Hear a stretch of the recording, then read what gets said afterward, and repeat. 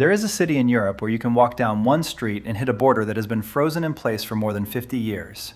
There are buildings on one side, buildings on the other, people living normally on both sides, and between them is a zone controlled by the United Nations. This is Nicosia, the capital of Cyprus, and the strange part is that Cyprus isn't some forgotten country at the edge of the world. It is a member of the European Union. Its southern government is internationally recognized. Its northern territory has its own administration, its own institutions, and its own security forces. But only one government is recognized internationally as the government of Cyprus. And in 2026, after years of failed negotiations, the United Nations is trying once again to figure out whether this island can ever become one country again. So how did one Mediterranean island end up divided by a UN-controlled line? And why is that line still there? To understand Cyprus, you have to start with the country that existed before the division. Cyprus became independent from British rule in 1960. The new constitution was designed around two major communities, Greek Cypriots, who formed the majority, and Turkish Cypriots, who formed a smaller but politically important community. Britain, Greece, and Turkey became guarantor powers under agreements designed to protect the island's independence and constitutional order. On paper, this was supposed to create a workable compromise. In practice, it was extremely fragile. The Constitution divided political power between the two communities, including a complicated system of representation and vetoes. And within only a few years, the system began breaking down. In December 1963, serious intercommunal violence erupted. Communities separated geographically, people fled their homes, and the government was no longer functioning in the way the Constitution had intended. The United Nations intervened.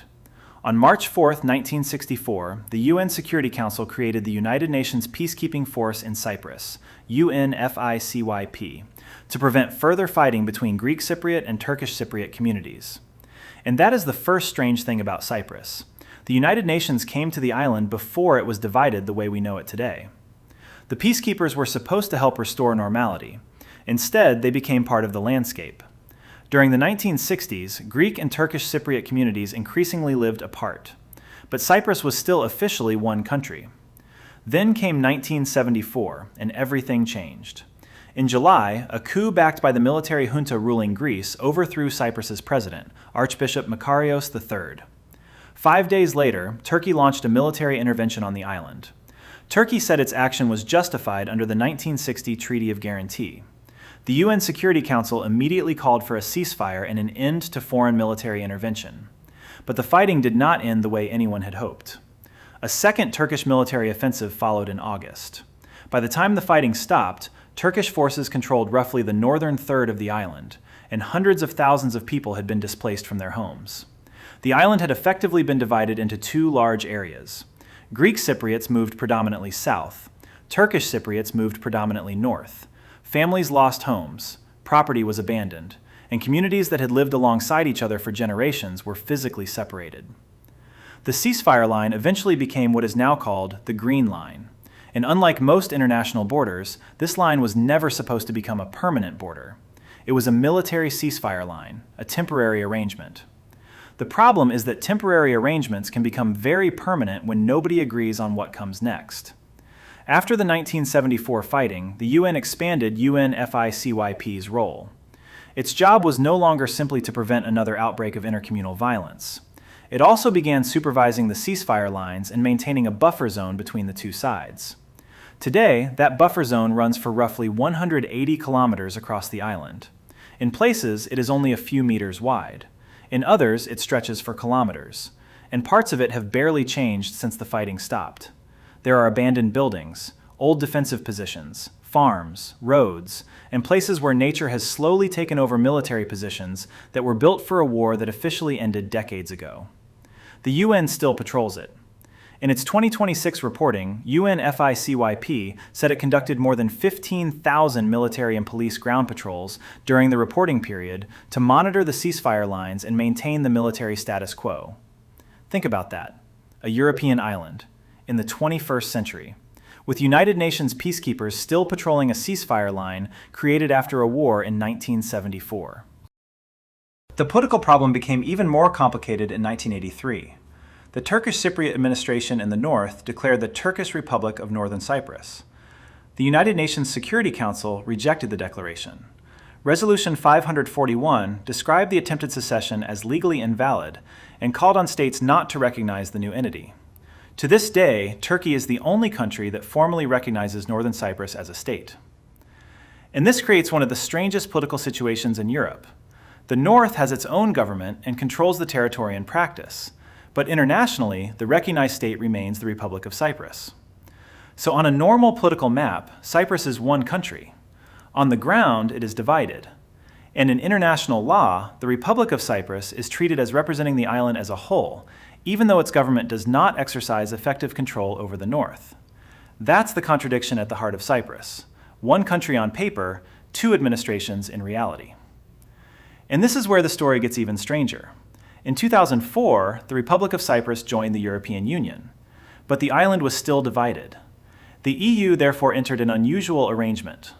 The entire island is legally part of the EU territory of the Republic of Cyprus, but EU law, the acquis communautaire, is suspended in the northern areas where the Republic of Cyprus does not exercise effective control.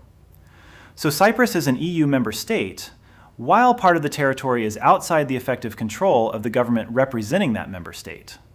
And the people living in the north aren't simply stateless. Turkish Cypriots are citizens of the Republic of Cyprus and can hold Republic of Cyprus passports, even though they live in territory controlled by a separate Turkish Cypriot administration. It's an arrangement that sounds contradictory until you realize that almost everything about Cyprus is built around contradictions. But for decades, there has been an obvious question. Could Cyprus reunify? There have been negotiations, there have been confidence-building measures, there have been plans, and there has been one particularly important attempt. In 2004, Cyprus held referendums on the UN-backed Annan Plan, designed to reunify the island as a federation. Turkish Cypriot voters approved it. Greek Cypriot voters rejected it by a large majority. The plan therefore failed, and the Republic of Cyprus entered the European Union divided. That result became incredibly important, because after decades of separation, reunification wasn't simply a matter of drawing a line differently on a map. You had to answer questions about who governs what happens to abandoned property, what happens to displaced families, what happens to security, what happens to Turkish troops, what kind of federal government would exist, and perhaps the hardest question of all, what exactly would each side have to give up? Nowhere is the contradiction more visible than Nicosia. Nicosia is the capital of Cyprus, but it is divided by the Green Line. In parts of the old city, the separation is shockingly narrow. A street can effectively become a border. A building can sit beside the buffer zone. And checkpoints connect the two sides while the UN continues to supervise the line. This is not an abandoned war zone. People live here, they work here, they cross, they shop, they travel. And yet the physical division remains. There are even ordinary streets where the visible remnants of a conflict more than 50 years old are still part of the scenery. The strange thing about frozen conflicts is that once people stop fighting, the conflict can become almost invisible. The buildings get repaired, the shops reopen, people grow up. And then you realize the border is still there. So why hasn't Cyprus been reunited? Because the two sides don't simply disagree about the border. They disagree about what the future country should actually look like.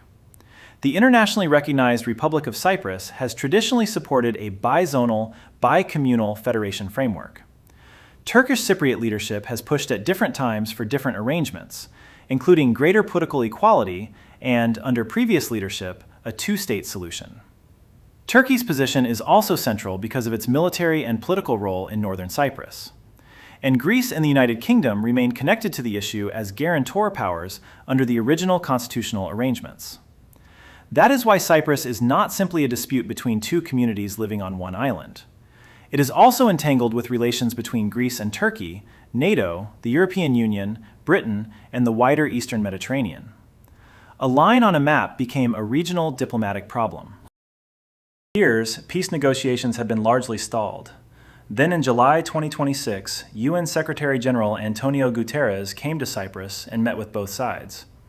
He announced that he intended to convene another informal 5+1 meeting involving the two Cypriot sides, Greece, Turkey, Britain, and the United Nations, but only after enough preparation had been done to give the talks a realistic chance of producing results. That matters because previous rounds of talks had repeatedly ended without a settlement. And Guterres himself emphasized that he did not want another meeting simply for the sake of having another meeting. As of August 2026, preparations for another round were continuing, with the two Cypriot leaders expected to meet again under UN auspices. So after more than 5 decades, the Cyprus problem is once again being actively discussed. But that does not mean reunification is close. The fundamental disagreements have not disappeared. The old questions are still there: territory, security, property, political equality, recognition, and the role of Turkey.